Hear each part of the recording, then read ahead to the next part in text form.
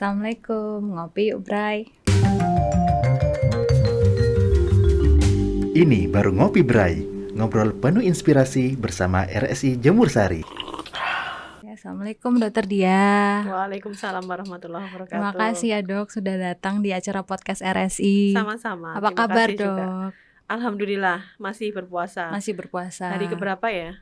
Nggak ngitung ya. 1 minggu lebih ya Dok udah Iya, ya. bulan April. Katanya Iya, puasa bulan April. Maret sudah selesai. Udah selesai. Iya Dok. Kesibukannya sekarang apa Dok? Masih tetap di manajerial, Mm-mm. di pelayanan, juga di pendidikan. Wah, sibuk Iya. sekali ya Dok ya. Alhamdulillah. Semoga lancar terus Dok acaranya. Amin, Ya, amin. puasanya juga. Oke Dokter. Nah ini sekarang banyak pasien apa Dok yang dirawat Dok? Kalau Dirawat dari inap saraf, Nggih. dirawat inap terbanyak tetap kasus vaskuler ya, stroke.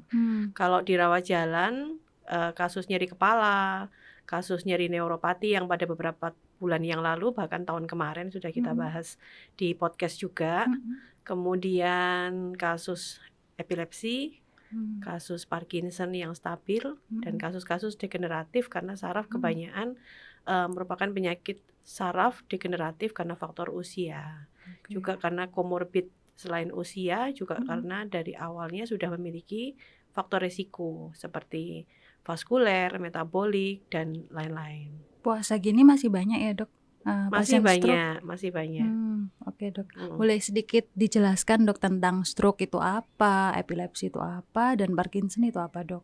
Iya, kita ambil 3 topik ya untuk Iya, Dok, untuk supaya hari ini ya. para masyarakat juga tahu. Jadi kalau stroke itu adalah suatu kelainan gangguan pembuluh darah yang menyebabkan defisit atau kelainan motorik, gerak ya, sensorik, rasa, kemudian otonom, bahkan juga pemikiran atau kognitif.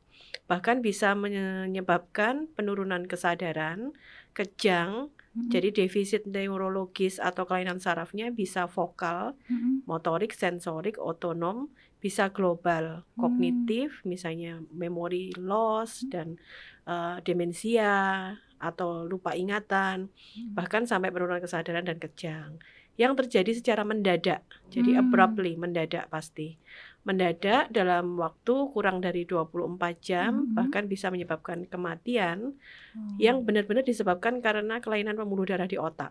Jadi bisa dia sumbatan di pembuluh darah otak kecil, sumbatan di pembuluh darah otak besar, maupun perdarahan, pecahnya pembuluh darah di otak. Bahaya ya Dok ya, stroke ya? Ia merupakan suatu penyakit di dunia nomor 3 yang menyebabkan kematian setelah penyakit jantung, kanker, kemudian stroke. Wah, faktor resikonya apa ya Dok yang menyebabkan stroke itu? Iya, Orang jadi kalau dari teori ya, banyak sekali kalau saya mengajarkan kepada teman-teman atau adik-adik dokter muda atau calon dokter umum, itu faktor resiko stroke itu pasti ada yang bisa dimodifikasi, ada yang tidak bisa dimodifikasi. Yang tidak bisa dimodifikasi misalnya faktor usia, kemudian jenis kelamin, memang terbanyak laki-laki daripada perempuan. laki-laki ya? Cuman di era sekarang hampir 50-50 ya, laki-laki perempuan 50%, sama aja ya. 50%. Kemudian faktor genetik kalau stroke juga bisa berpengaruh ya. Kemudian Misal lifestyle. bapak ibunya gitu ya Dok ya pernah stroke. Iya, jadi keturunan di atasnya ya. Terus kemudian yang bisa dimodifikasi antara lain penyakit jantung. Misalnya penyakit jantung hipertensi, penyakit jantung karena irama jantung, misalnya atrial fibrilasi, mitral stenosis dan sebagainya. Kemudian penyakit metabolik, misalnya diabetes mellitus, hiperkolesterol, sindrom metabolik dan sebagainya. Itu resiko semua stroke bahkan ya Dok pada ya? anak-anak juga bisa terjadi stroke Oh ya? karena faktor anomali atau kelainan kongenital pembuluh darah. Iya. Misalnya ada ruptur dari aneurisma atau AVM, ada penyakit infeksi pada anak, Bisa seperti juga kalau dulu ya. di Jepang ada yang namanya Takayasu arthritis. Jadi banyak sekali yang bisa menyebabkan dan sebagai faktor resiko dari stroke. Oke Dok. Ini stroke ya Dok tadi. Kalau epilepsi gimana ya Dok? Apa itu sih Dok, epilepsi? Epilepsi itu sampai diperingati Hari Mm-mm. Epilepsi Sedunia ya. Ada Jadi kalau juga ya stroke dok juga ya. hari Ada stroke, stroke ada World day. Stroke Day. Yang Parkinson ini belum, cuman Mm-mm. Parkinson ini melawan rigiditas, Oke. kekakuan. Tapi Kalau memang belum Parkinson ada ya dok. harinya ya. Oh belum Belum ada belum yang belum Parkinson. diperingati, belum dicanangkan. Mm-mm. Cuman memang kalau epilepsi itu adalah suatu kondisi kejang ya. Jadi Mm-mm. kejang itu sebenarnya bukan hanya kejang motorik yang kita Mm-mm. harus kelojotan gitu ya, Mm-mm. tapi juga bisa kejang sensorik, bisa juga kejang otonom. Jadi orang Mm. seperti diam, mutisem, Mm. bengong Itu ya. epilepsi juga. Itu juga bisa merupakan Hmm. epilepsi. Jadi kalau definisinya adalah lepasnya Mm-mm. muatan listrik yang berlebihan di Oh, di otak otak. yang bisa disebabkan oleh karena suatu kondisi tertentu yang bisa menimbulkan kondisi kejang. Bukan penyakit kutukan ya dok epilepsi itu Iya, ya. Katanya bukan. di masyarakat itu Ya dulu penyakit ya, kutukan ya dok. dulu sangat mistis sekali kalau udah epilepsi Epilepsi. katanya dikutuk gitu ya. Bisa sembuh kan ya dok kalau epilepsi? Ya, jadi kalau epilepsi itu tergantung penyebabnya. Mm-mm. Ada epilepsi idiopatik, jadi kita nggak ngerti penyebabnya. Mm-mm, Ya penyebabnya wis apa? ternyata dia kejang, dilakukan pemeriksaan penunjang namanya elektroensefalografi, itu kok ada bangkitan kejang di otak, ada gelombang otak yang menjadi fokus epileptogenik. Nah, ada yang epilepsi simptomatik, ternyata penyebabnya adalah stroke, penyebabnya adalah tumor otak, penyebabnya adalah infeksi di otak, itu juga bisa menyebabkan suatu bangkitan kejang. Baik. Ada juga epilepsi simptomatik ternyata bukan karena kelainan otak, tapi kelainan metabolik, misalnya gula darah terlalu tinggi, gula darah terlalu rendah, ya, terus kemudian fungsi ginjal yang amburadul, Wah, yang enggak terkontrol. banyak juga ya Pasien penyebabnya. HD itu juga Bisa sering juga ya. kejang. Namun kalau bangkitan kejang itu tidak lebih dari 3 kali dalam 1 tahun, itu kita jangan dulu mendiagnosa suatu epilepsi. Oke. Apalagi kalau elektroensefalografinya belum diperform. Tapi memang kalau di daerah EEG ini masih Dari rekam otak ya dok ya. masih langka juga, Masih jarang ya. ya ada keberadaannya itu loh masih. Nggak Kecuali semuanya di kota punya ya dok besar, ya. ya. Ya, betul. Di kita juga belum ya. Belum ada ya masih di rencana. RSI ya. Ya bentar lagi dok. Ya. Sekarang Parkinson dok. Apa itu ya Parkinson dok? Ya, jadi penyakitnya saraf itu enggak enak-enak ya. Ya mana ada sih penyakit yang enak ya. Cuman kalau dilihat itu pasti ngeri. Kejang orang lihat pasti ngeri. Takut, Dokter dok. umum Iya, aja pasti melihatnya Iyalah, jelas. ngeri ya, apalagi keluarga. Dan Iya. pasien kalau kejang itu kan tidak bisa ditanyain. Pasti yang kita tanya adalah witness, saksi. Iya, keluarganya. Nah, kalau Parkinson itu benar-benar adalah suatu penyakit yang disebabkan oleh turunnya kadar dopamin. Jadi ada namanya hormon atau suatu substansi dopamin di substansia nigra pars compacta. Apa itu? Itu adalah bagian otak yang di dalam, di agak dalam, dekatnya rongga otak gitu, atau namanya basal ganglia. Dia membuat tubuh kita ini bergerak dengan normal, tidak ada tremor, koordinasi bagus dan sebagainya. Itu daerah subkortek yang namanya basal ganglia. Nah, kalau secara teori biomolekuler itu adalah penurunan kadar dopamin di substansia nigra pars compacta basal ganglia yang banyak sekali penyebabnya. Yang terbanyak emang karena usia. Ya, kalau kita lakukan pencitraan, CT scan atau apa, biasanya juga enggak tampak apa-apa, enggak tampak infak, enggak tampak hitam, enggak tampak ada hiperden putih, juga pasti hanya didapatkan brain atrophy, yaitu penyusutan volume otak yang terjadi secara merata, diffuse, yang memang karena faktor usia. Usia berapa dok kira-kira biasanya Ya, yang kalau kena waktu Parkinson? dulu tahun 2000-an gitu Parkinson tuh pasti orang tua, di atas 60 tahun. Laki-laki atau perempuan dok biasanya? Terbanyak tetap laki-laki. Laki-laki ya kalau Parkinson ya dok. Nah, gejala klinisnya kalau masyarakat bisa tahu diawali biasanya dengan kesemutan. Kesemutan itu kadang-kadang orang bilang, alah itu kesemutan biasa. Ternyata di tangan kaki dok. Bisa di tangan, bisa di kaki. Lama-lama dia tremor. Ya, lama-lama dia tremor. Kemudian ada rigiditas, gerakannya pelan. Kaku gitu ya dok. Kaku. Rigiditas gerakannya kaku. Kemudian ada instabilitas postur. Jadi posturnya itu kalau berdiri nggak bisa berdiri Nggak bisa tegak. tegak. Kadang dia Agak terhuyung-huyung ke bungkuk. depan, kadang Oh, dia oke. lateralpulsi, terhuyung-huyung ke samping Samping. kanan, samping Oh, oke. kiri. Kemudian juga bisa terjadi hipokinesia, yaitu gerakan lambat. Oke. Jadi kalau triasnya 3 tanda gejala, Parkinson rigiditas ya, ya, kaku ya, Dok. kaku, kemudian bradykinesia. Heeh. Bradykinesia itu gerakannya lambat, Lambat, kemudian tremor, getar terus ya, getar. Dok ya. Oke. Kemudian ada instabilitas postur, kadang-kadang juga gangguan berkemih, ngompol dan sebagainya. Bahkan Oke. kalau lihat orang Parkinson tuh sudah khas, wajahnya enggak bisa tersenyum. Oh, Wajahnya seperti kita pakai kayak masker. robot ya, Dok? Ya, kayak robot juga Oh. bisa. Kayak orang kalau pakai masker kan enggak boleh gerak ya. Diam aja gitu. Ya, Wah, gitu. menarik ya, Dok ya. Panjang lebar penjelasannya Dokter Dia. Ya. Dok, ini kan masih dalam rangka puasa nih. Apakah pasien stroke atau epilepsi dan Parkinson itu boleh puasa enggak? Iya. Sebenarnya boleh ya. Boleh ya, Dok. Apalagi kalau stroke-nya sudah lewat fase akut. Oh, ada fase-fasenya ya, Dok ya. Jadi misalnya kalau pasien stroke itu kejadian awal, kejadian pertama itu namanya fase akut. Fase akut, apalagi itu kalau serangan pertama, first attack Oke. ya. Jadi kalau fase akut ada faktor resiko yang harus dikoreksi, ya sebaiknya opname. Nah, kalau sudah Oke. opname kan pasti membatalkan puasa ya. Karena kita memasukkan juga vitamin saraf, kita memasukkan juga obat-obat intravena lewat pembuluh darah dan sebagainya. Kemudian pasien juga harus ada asupan gizi, Oke. harus menjalani rehabilitasi dan sebagainya. Fase akut nggak Fase boleh puasa. Iya, fase akut ya pasti akan batal ya secara Karena hukum masih ya. ini ya, Maksudnya Dok kan ya. dia Masih akut gitu ya, ya, apalagi masih dia mendapat baru. keringanan juga kan sebagai orang yang sakit yang memang tidak Boleh diperbolehkan iya. tidak berpuasa. Betul, Dok.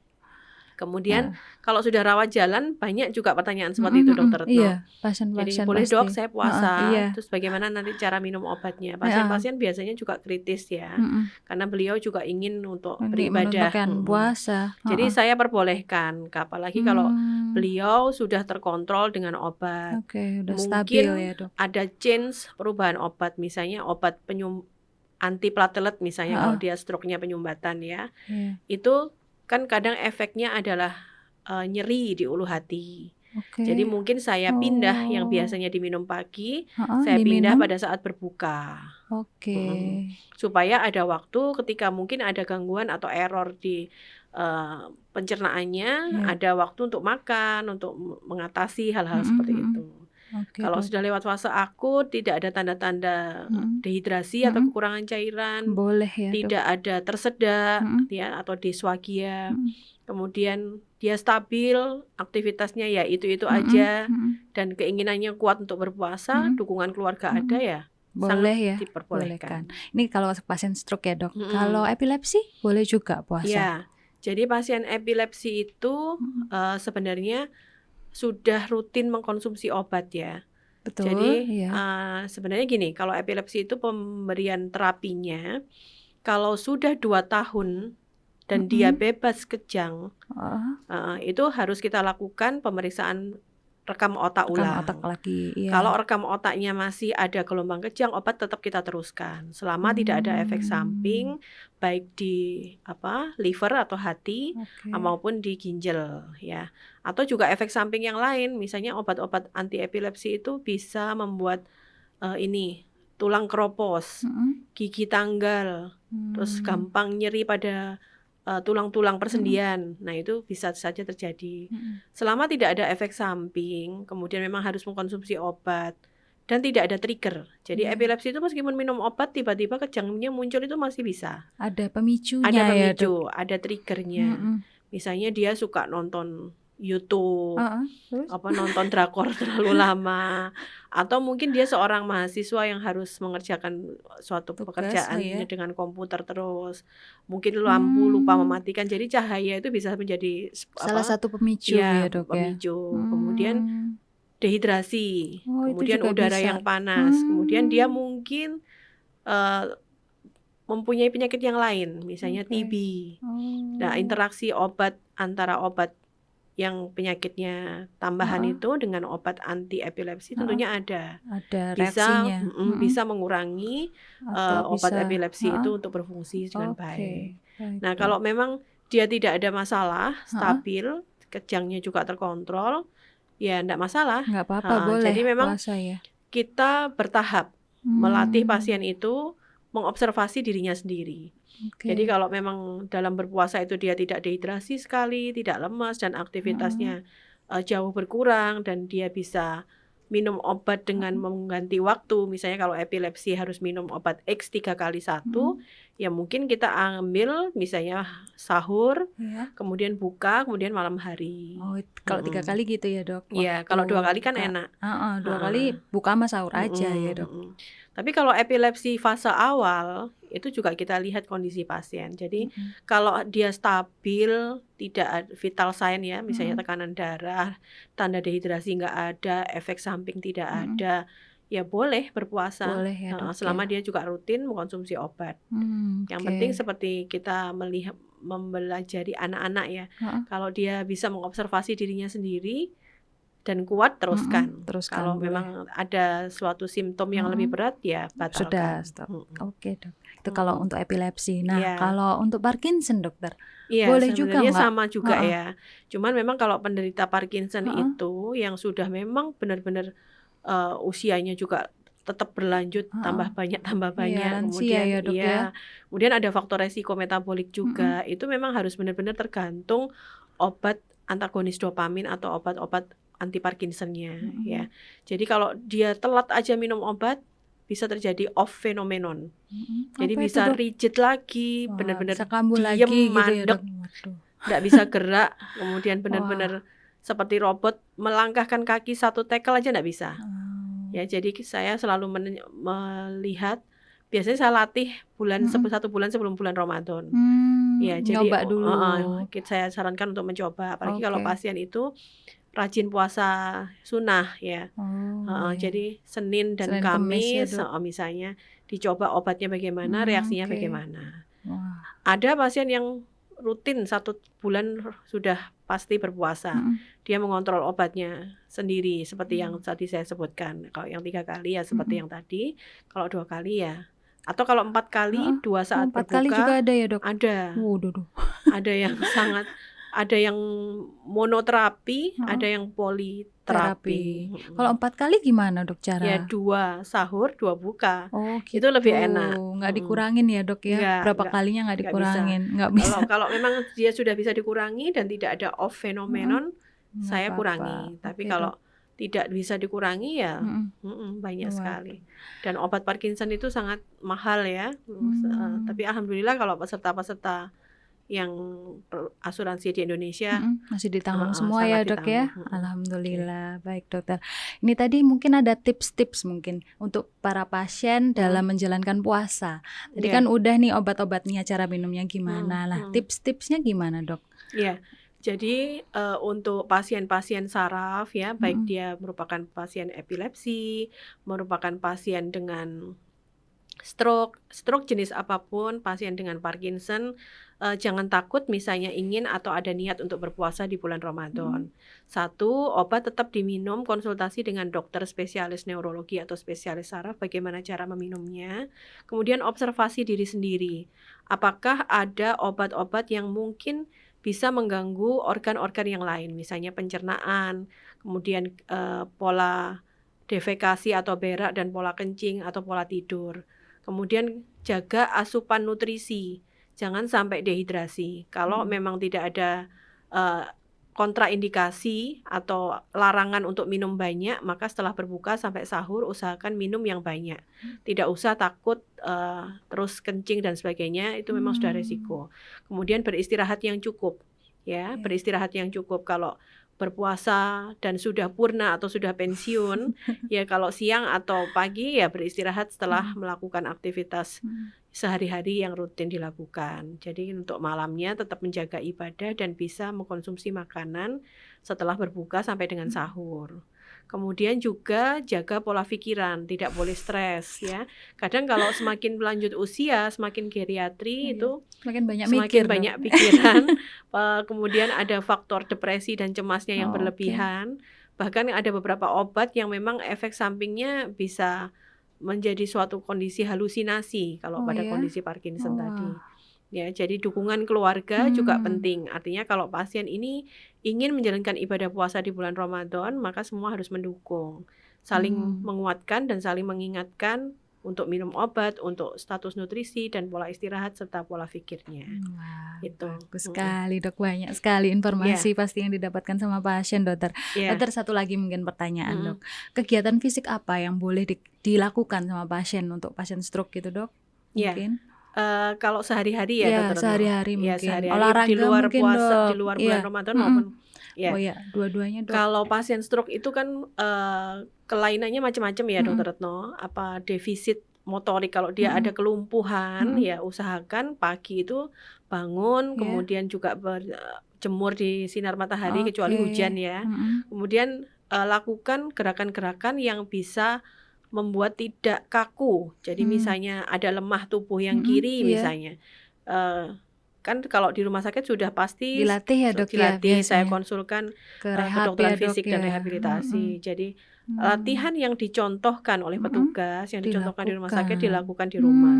Nah, kalau sudah normal, tidak ada defisit, tapi memang mungkin masih ada gangguan nyeri atau gangguan rasa atau gangguan sensorik, maka aktivitas apa yang bisa dilakukan, lakukan secara mandiri. Oke. Jadi misalnya tiap hari dia membersihkan halaman, ya boleh tetap ya itu dok ya? lakukan, sangat Boleh. boleh. Buat Pasien latihan stroke, ya dok ya kayak pasien gitu. stroke ada yang bisa setir sendiri luar kota Oh coba. ya? Waduh. Ada, cuman ya sangat bahaya ya. Iya dok. Itu nanti Tapi dengan kalau yang udah aturan, mau sembuh ya dok ya kalau ya kayak mungkin gitu. dia merasa sudah bisa, sudah kuat. Cuman ada yang masih kontraktur, tapi kakinya udah bisa melakukan menginjak pedal gitu. menginjak rem dan gas mungkin ya. Itu tetap cerita, dok saya kemarin habis dari luar kota, ini dengan nyetir sendiri. Tapi jangan ya dok ya. Tapi sebaiknya Resiko ya memang ya dok. ada aturan lagi untuk SIM ya, mungkin ya. Itu sih Stroke dokter nggak Retno. boleh ya dok ya. Ya tergantung, kalau sudah bagus tidak ada gangguan memori juga. Kan ada stroke yang sudah bagus ternyata dia masih lupa jalan. Oh bisa juga ya, Ya, kayak kalau gitu. dia mau bekerja lagi sebagai misalnya harus menjadi driver atau menjadi pekerjaan yang nyetir atau apa, itu saya pasti juga tidak merekomendasikan. Pasti saya tes dulu mini mental status examination-nya. Terima kasih Dokter Dia telah hadir jadi pembicara dalam podcast RSI. Sama-sama. Di tengah kesibukan Dokter Dia. Terima kasih juga kepada Sobat Sehat yang sudah menyimak YouTube RSI Surabaya Jemur Sari. Jangan lupa kalau ingin tahu informasi kesehatan yang terpercaya, monggo bisa lihat YouTube RSI Surabaya Jemur Sari. Sampai ketemu di acara berikutnya. Wassalamualaikum warahmatullahi wabarakatuh.